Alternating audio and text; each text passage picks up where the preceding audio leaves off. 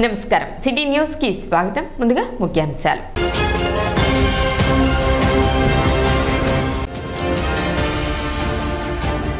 NCERT ఆధ్వర్యంలో బోధనా సాధనాల ఆధారంగా తరగతి గది పరిశీలన అనే అంశంపై ఉపాధ్యాయులకు శిక్షణ కార్యక్రమం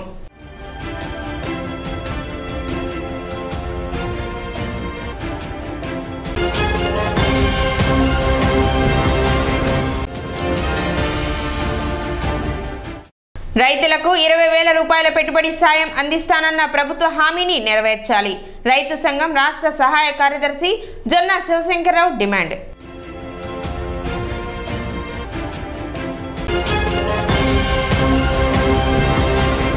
హెల్మెట్ లేని ప్రయాణం ప్రమాదకరం మరియు శిక్షార్హమని మండల న్యాయ సేవాధికార సంస్థ చైర్మన్ డి శ్రీనివాసులు అన్నారు మోటారు వాహనాల సంబంధిత చట్టాలపై అవగాహన సదస్సులో భాగంగా తెనాలి మండల న్యాయ సేవాధికార సంస్థ ఆధ్వర్యంలో హెల్మెట్ పై అవగాహన ర్యాలీ నిర్వహించారు ఈ ర్యాలీని ముఖ్య అతిథిగా పాల్గొని శ్రీనివాసులు ప్రారంభించారు తెనాలి కోర్టుల ప్రాంగణం వద్ద నుండి ప్రారంభమైన ఈ ర్యాలీ పట్టణ ప్రధాన వీధుల్లో కొనసాగుతూ హెల్మెట్ పై ప్రజలకు అవగాహన కల్పించారు ప్రతి ఒక్కరూ విధిగా హెల్మెట్ ధరించాలని తెలిసినప్పటికీ అనేక మంది ప్రజలు బాధ్యతారాహిత్యంగా వ్యవహరిస్తున్నారని ఇది ప్రమాదాలకు దారితీస్తుందని శ్రీనివాసులు తెలిపారు దీనిపై అవగాహన కల్పించేందుకు ఈ అవగాహన ర్యాలీ చేపట్టినట్లు చెప్పారు కార్యక్రమంలో principal senior civil judge M Sridhar principal junior civil judge A Pavan Kumar రెండవ అదనపు junior civil judge P Rajasekhar bar association అధ్యక్షులు Bethala Prabhakar secretary Haridas Gaurishankar one town CI Dasaratha Ramaiah MVI రాఘవరావు పాఠశాల విద్యార్థులు పాల్గొన్నారు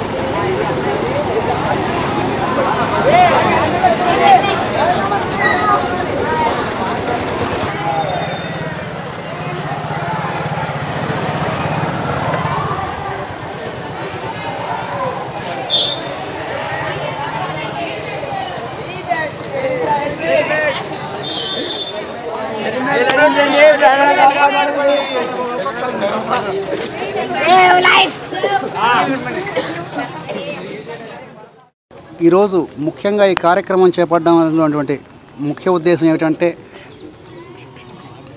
చట్టం అనేటువంటిది ఒకటి రూల్స్ ప్రకారంగా చట్టం అనేటువంటిది ఒకటి ఉండి హెల్మెట్ అనేటువంటిది ప్రతి ఒక్కరూ తప్పనిసరిగా ధరించాలని చెప్పేసి అది లేకపోయినట్లయితే జరిమానాలు విధిస్తారని తెలిసినప్పటికీ కూడా అనేక మంది ప్రజలు బాధ్యతారాహిత్యంగా హెల్మెట్ ధరించడం లేదనేటువంటిది చాలా అనేక యాక్సిడెంట్లకు మరియు ప్రమాదాలకు దారితీస్తున్నది అందువల్ల కేవలం చట్టం ఉన్నది అనేటువంటిది విషయం ప్రజలందరికీ తెలిసినప్పటికీ కూడా వారిని కేవలం ఓన్లీ భయంతో మాత్రమే చట్టం యొక్క పెనాల్టీలు వేస్తామని కేసులు పెడతామని కేవలం ప్రజలని భయపెట్టి మాత్రమే చైతన్యం తీసుకొని రాలేమని చెప్పేసి ఈ రోడ్డు ప్రమాదాల నివారణకు ప్రజల్ని కూడా చైతన్యవంతం చేయాలని ఒక సదుద్దేశంతో రాష్ట్ర హైకోర్టు వారి ఆదేశానుసారం అలాగే మా డిస్ట్రిక్ట్ జడ్జి గారి ఆదేశాల మేరకు ఈరోజు ఈ క్యాంపెయిన్ నిర్వహించడం జరుగుతుంది ఈ క్యాంపెయిన్ యొక్క ముఖ్య ఉద్దేశాన్ని ప్రజలందరూ కూడా సహృదయభావంతో అర్థం చేసుకొని చట్టానికి సహకరిస్తారని కోరుతున్నాను 8 సంవత్సరాలుగా తెనాలి ప్రాంత ప్రజల తీరని కలగా ఉన్న తెనాలి బెంగళూరు బస్సు సర్వీసు మంత్రి నాదెండ్ల మనోహర్ చొరవతో తీరినట్లు Tenali RTC depot manager Rajasekhar తెలిపారు ఈ నెల 8వ తేదీన మంత్రి నాదెండ్ల మనోహర్ చేతుల మీదుగా ప్రారంభించిన ఈ సర్వీస్ ప్రజల నుండి మంచి ఆదరణ పొందుతున్నట్లు డిఎం రాజశేఖర్ తెలిపారు తెనాలి నుండి బెంగళూరుకు 4309 బెంగళూరు నుండి 4310 సర్వీస్ నెంబర్గా ఏర్పాటు చేసినట్లు చెప్పారు. ప్రతిరోజు సాయంత్రం 5 గంటలకు బస్సు తెనాలి నుండి బెంగళూరుకి, అదేవిధంగా బెంగళూరు నుండి తెనాలికి బయలుదేరుతుందని, ఆన్లైన్ ద్వారా టికెట్స్ బుక్ చేసుకునే సదుపాయం కూడా ఉందని పేర్కొన్నారు. ఇప్పటికే ఈ సర్వీస్కు ప్రజల నుండి మంచి ఆదరణ లభిస్తున్నట్లు చెప్పారు. దీనికి కృషి చేసిన మంత్రి నాదెండ్ల మనోహర్కి తెనాలి ఆర్టీసీ డిపో తరపున ప్రత్యేక కృతజ్ఞతలు తెలిపారు. దీనితో పాటు తెనాలి, విజయవాడకు ప్రారంభించిన మరో 4 కొత్త బస్సులకు కూడా ప్రజల నుండి మంచి ఆదరణ లభిస్తున్నట్లు డిఎం రాజశేఖర్ వెల్లడించారు. తెనాలి డిపో నుండి చెరుకుపల్లి, గుంటూరు, విజయవాడ, ఎర్రగొండపాలెంలకు కొత్త బస్సులు రానున్నట్లు చెప్పారు. వాటిని కూడా మంత్రి నాదెండ్ల మనోహర్ చేతుల మీద ప్రారంభించడం జరుగుతుందని డిఎం రాజశేఖర్ వెల్లడించారు. తెనాలి నుంచి బెంగళూరు సర్వీస్ నడపాలనేది ఒక కళ. అది గత 8 సంవత్సరాల నుంచి అది కలగానే మిగిలిపోయింది. దానిలో భాగంగా గౌరవ మంత్రివర్యులు శ్రీ నాదెండ్ల మనోహర్ గారి చొరవతో మనకి వెంటనే ఆయన వచ్చిన 15 రోజులకే మనం సార్ చేతుల మీదుగా ఒక 6 కొత్త బస్సులు ఓపెన్ చేసుకొని 8వ తారీఖు నుంచి బెంగళూరు సర్వీస్ని నడుపుతూ ఉన్నాం. ఆ సర్వీస్ కూడా చాలా మంచి ఆక్యుపెన్సీ రేషియోతో ప్రస్తుతం నడుస్తూ ఉంది. ఈ సర్వీసు అప్పులో 4309 సర్వీస్ నంబర్గా, డౌన్లో 4310 సర్వీస్ నంబర్గా ఏర్పాటు చేయడం అయింది. తెలియని వారు ఎవరైనా ఉంటే రాసుకొని ఆన్లైన్లో కానీ, రెడ్ బస్సులో కానీ, అభి బస్సులో కానీ సర్వీస్ నెంబర్ 4309 అప్లో తెనాలి నుంచి రోజు 17 గంటలకి, మరియు బెంగళూరు నుంచి రోజు సాయంత్రం 17 గంటలకి 4310 అనే సర్వీసు నడపబడుతూ ఉంది. ఇది జనాల నుంచి చాలా చక్కగా ఆదరణ పొంది చక్కటి ఆక్యుపెన్సీ రేషియోతో ముందుకెళ్తూ ఉంది. ఈ బెంగళూరు సర్వీస్ తెప్పించిన గౌరవ మన మంత్రివర్య గారికి మా తెనాలి డిపో తరఫున మరియు తెనాలి ప్రజల తరఫున ప్రత్యేక ధన్యవాదాలు తెలుపుకుంటూ ఉన్నాము. అదేవిధంగా ఏదైతే గౌరవ మంత్రివర్యులు తెనాలి నుంచి 6 బస్సులు నడపడం జరిగిందో, దానిలో భాగంగా తెనాలి నుంచి విజయవాడ కూడా 4 బస్సులు చాలా చక్కగా కొత్త బస్సులు ఏర్పాటు చేయడం జరిగింది. వాటి కూడా ఆక్యుపెన్సీ రేషియో 70, అంటే ఆక్యుపెన్సీ మోర్ దాన్ 70 రేషియోగా ఉంది. ఇంకా రాబోయే రోజుల్లో కూడా పెరగడానికి అవకాశం ఉంది. అదేవిధంగా మన తెనాలి డిపోకు సంబంధించిన రాబోయే రోజుల్లో తెనాలి చెరుకుపల్లి కానీ, తెనాలి గుంటూరు కానీ, తెనాలి విజయవాడ కానీ, తెనాలి ఎర్రగొండపాలెం కానీ కొన్ని కొత్త బస్సులు రావటం జరుగుతూ ఉంది. అదేవిధంగా మన గౌరవ మంత్రివర్యుల చేత ఆ కొత్త బస్సులు వచ్చిన తర్వాత మనం ఓపెన్ చేసుకోవడం జరుగుతుంది. రైతులకి, కౌలు రైతులకి పెట్టుబడి సాయం 20,000 ఇస్తామన్న రాష్ట్ర ప్రభుత్వం ఎన్నికల హామీని అమలు చేయాలని ఆంధ్రప్రదేశ్ రైతు సంఘం రాష్ట్ర సహాయ కార్యదర్శి జొన్న శివశంకరరావు ప్రభుత్వాన్ని డిమాండ్ చేశారు.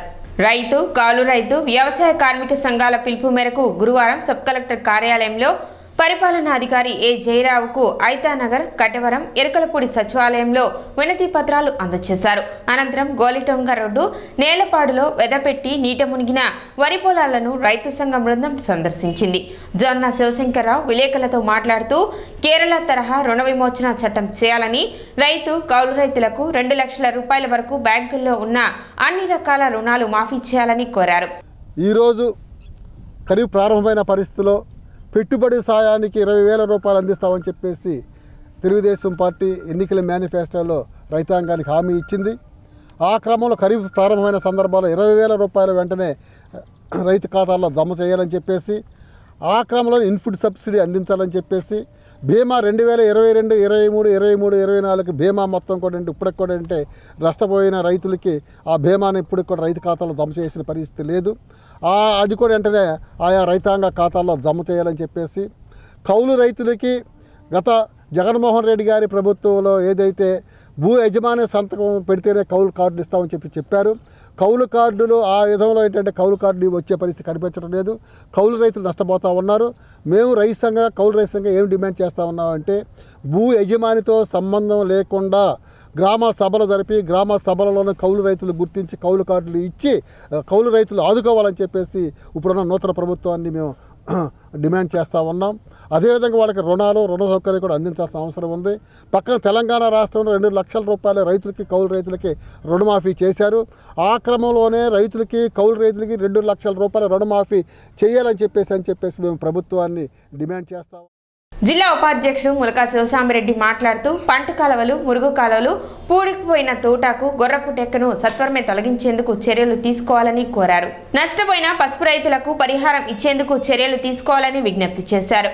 గత సంవత్సరం అనుభవాన్ని దృష్టిలో పెట్టుకుంటే ఒక్కొక్క రైతు ఈ భారీ వర్షాల వల్ల 10,000 రూపాయలు నష్టపోయారు.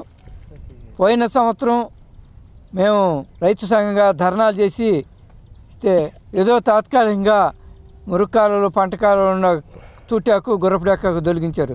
కానీ ఈ సంవత్సరం ఇప్పటికే టెండర్లు పిలిచి ఇప్పుడేదో మొదలు పెడుతున్నామంటే ఇంతకంటే రైతుల్ని మరి ఎగతాళి చేయటం అనేది ఇంకా శోచనీయమైన విషయం.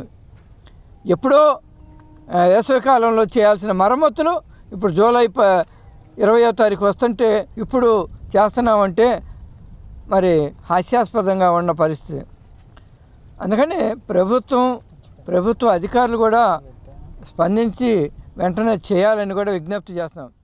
వ్యవసాయ కార్మిక సంఘం జిల్లా అధ్యక్షులు జెట్టి బాలరాజు మాట్లాడుతూ ఉపాధి కూలీలకు ఇవ్వవలసిన 5-6 వారాల పెండింగ్ బిల్లులు ఇవ్వాలని, భూ యజమానితో సంబంధం లేకుండా కౌలు రైతులకు గుర్తింపు కార్డులు ఇవ్వాలని కోరారు. ఈ కార్యక్రమంలో యార్లగడ్డ బ్రహ్మేశ్వరరావు, భీమవరపు అమ్మిరెడ్డి, మద్దెన సాంబశివరావు, తంబా బసిరెడ్డి, గోపాల్ రెడ్డి తదితరులు పాల్గొన్నారు. కౌలు రైతు వ్యవసాయ కార్మిక సంఘం వీళ్ళ సమస్యలను పరిశీలించాలని చెప్పేసి ప్రభుత్వానికి తెలియజేయాలనే ఉద్దేశంతో ఈరోజు నేలపాడు, అలాగే ఐతనగర్, గోలీడంక ప్రాంతాల్లో ఎదబెట్టినటువంటి పొలాలని పరిశీలించడం జరిగింది. గత సంవత్సరం కూడా ఇలాగే డ్రైనేజీ వ్యవస్థ సరిగలేక ఎదబెట్టిన విత్తనాలు పాడైపోయి రైతులు 4-5 సార్లు పెట్టుకున్న పరిస్థితి ఉంది. ఆ సందర్భంగా కూడా కౌలు రైతు సంఘం, వ్యవసాయ కార్మిక సంఘం ఆధ్వర్యంలో డ్రైనేజీ వ్యవస్థని బాగు చేయాలని చెప్పేసి కూడా తెలియజేసిన సందర్భం ఉంది. మరి ఇప్పుడు కూడా ప్రభుత్వం స్పందించి ఇప్పుడు ఒక చిన్న విరామం.